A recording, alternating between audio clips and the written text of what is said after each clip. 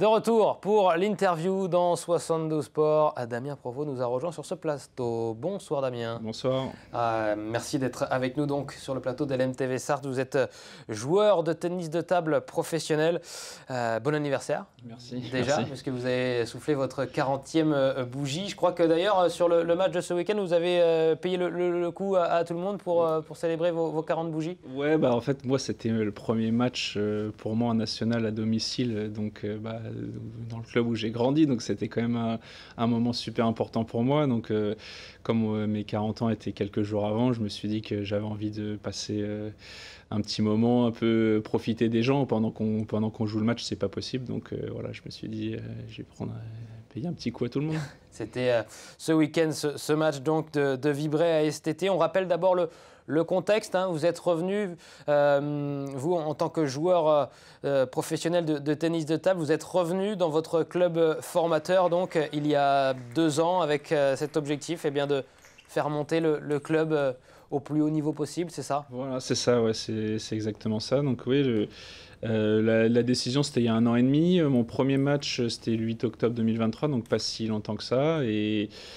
Et voilà, on est à 2 montées déjà et on est en tête en N3 maintenant. Donc ça, de ce côté-là, ça se passe plutôt bien, donc c'est cool, ça fait plaisir. Avec, on le voyait justement, ce match ce week-end, c'était face à Sainte-Pazanne. Oui. Victoire, large victoire, 8-2. Ouais, 8-2. Bon, on n'a pas trop souffert. C'était pas l'équipe la meilleure de la poule, l'équipe qui va avoir du mal à se maintenir. Donc on savait que ça devrait aller. C'est pour ça. Donc on a joué sans Armand Fung, donc qui était ancien joueur pro, qui a joué en pro à très longtemps.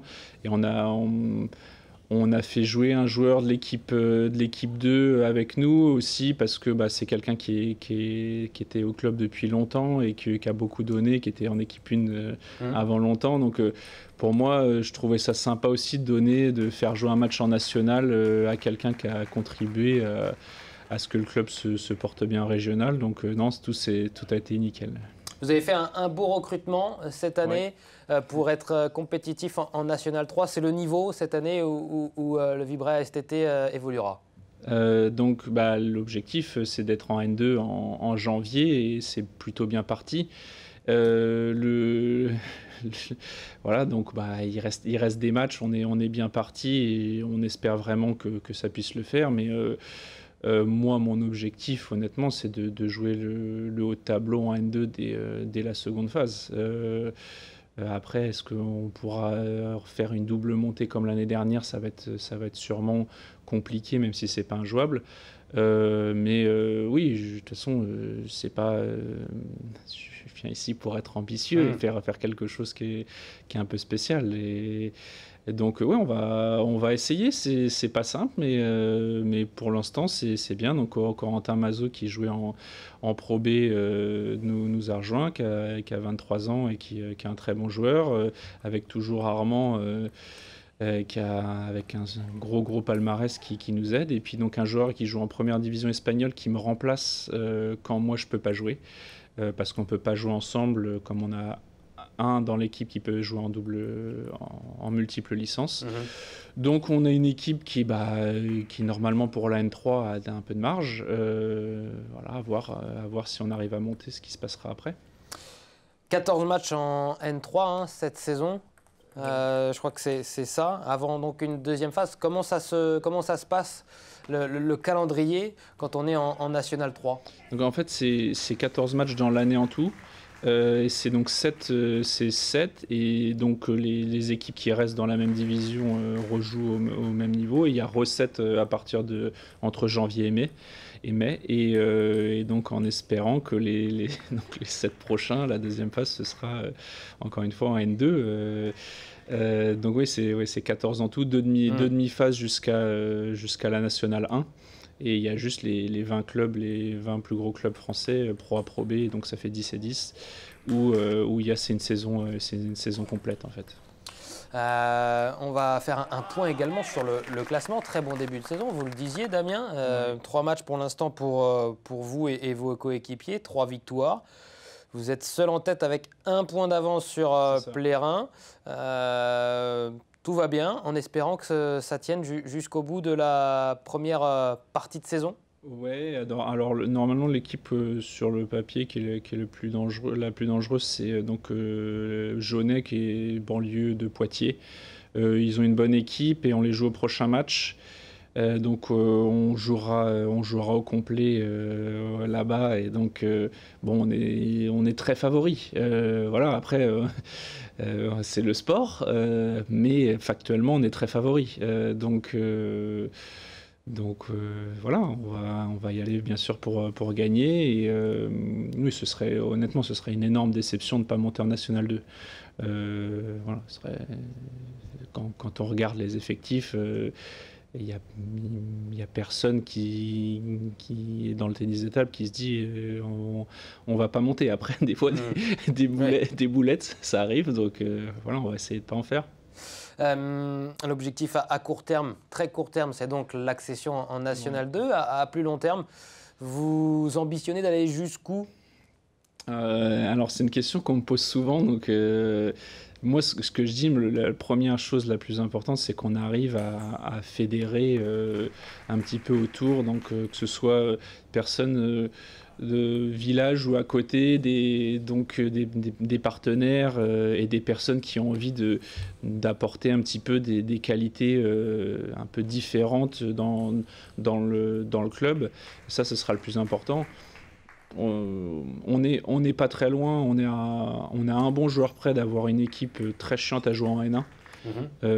Donc voilà, et j'espère qu'on aura de quoi trouver le financement pour trouver ce joueur-là dans les mois qui viennent pour la saison 2024-2025. Ça, c'est l'objectif vraiment que j'ai en tête.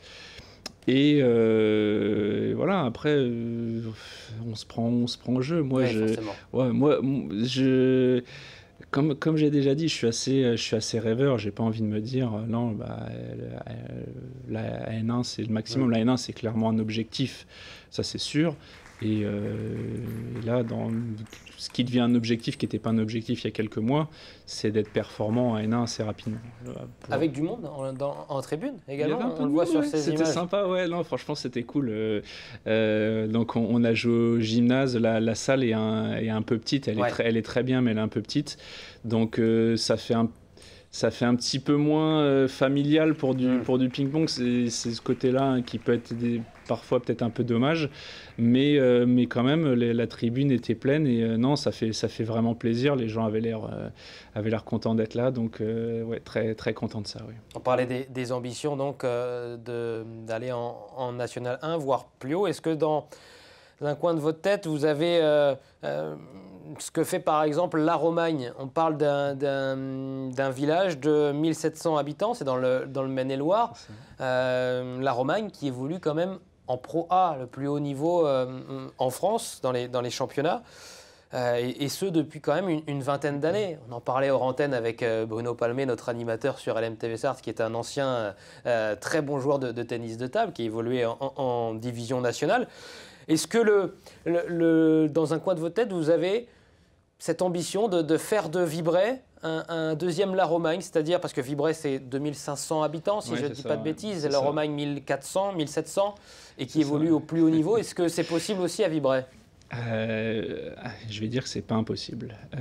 La Romagne, je connais très bien, j'habite à 18 km et c'est le club où je m'entraîne. Ouais. Je m'entraîne là-bas. Dans quelques jours, ils vont organiser en plus un match. Donc, ils vont organiser à Cholet. Ils ont vendu presque 5000 places dans le Palais des Sports parce qu'il y a les Lebrun qui viennent. Ils ont vendu ça en 3 semaines. Donc, donc on est dans un truc où on me dit, non, les Lebrun, quand même, ils vont jouer une bonne dizaine d'années. Quand on parle d'être un rêveur, voilà, je sais très bien que ce sera très compliqué. Mais qu'est-ce qui empêche de rêver, en fait? Rien, je pense. Donc je sais très bien qu'il y a peu de chance. Mais peu de chance, ça veut pas dire... ça veut dire qu'il n'y a pas 0% de chance.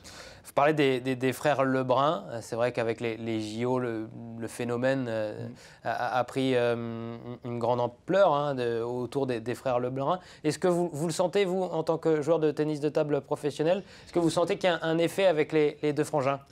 Bah déjà, quand on voit, quand je me réveille ce matin et je vois la une de l'équipe avec un joueur de tennis de table, bah, quand tu fais du ping-pong, c'est quand même pas un sport qui est le plus regardé et que tu vois là ce qu'ils ont apporté, c'est génial en fait.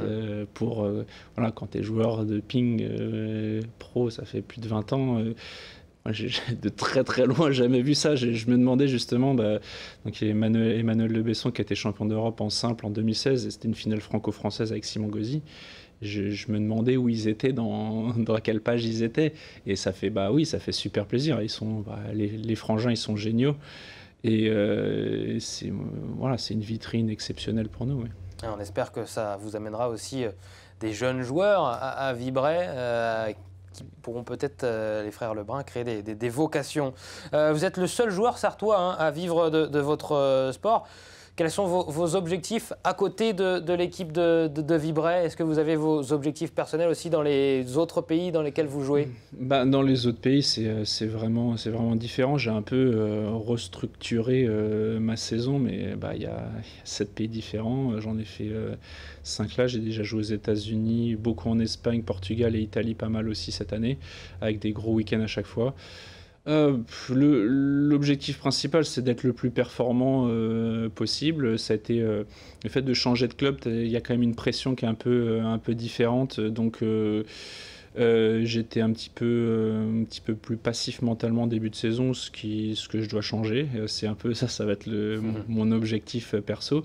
Mais oui, j'ai envie que les clubs dans lesquels je joue soit content de soit content de m'avoir dans l'effectif, qui se disent pas bon, on a un joueur qui est là, qui fait d'autres clubs, qui est pas investi. Donc ça c'est vraiment très important pour moi de montrer que je le suis, et puis de faire le mieux, d'être le plus pro possible pour gagner le plus de matchs possible. Ouais.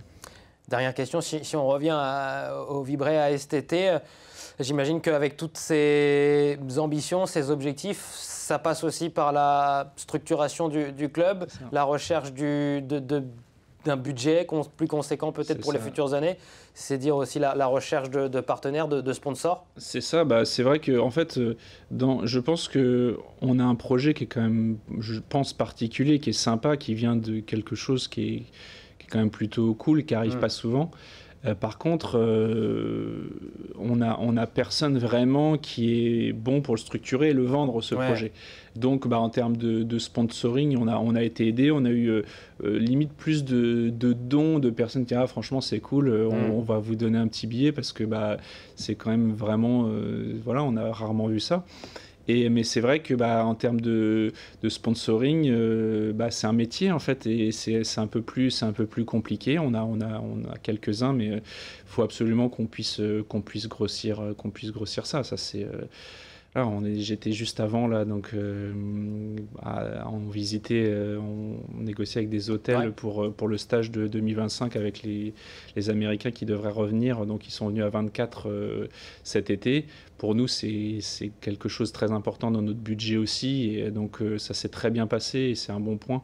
Donc on va le refaire 2025. Donc voilà, c'est du travail à développer. De toute façon, le sport, il faut trouver de l'argent, et donc voilà, on se bat pour le faire. Et on passe le message, il y a des chefs d'entreprise qui sont intéressés pour aider donc le club de Vibrey ASTT en National 3. Avec grand plaisir, oui.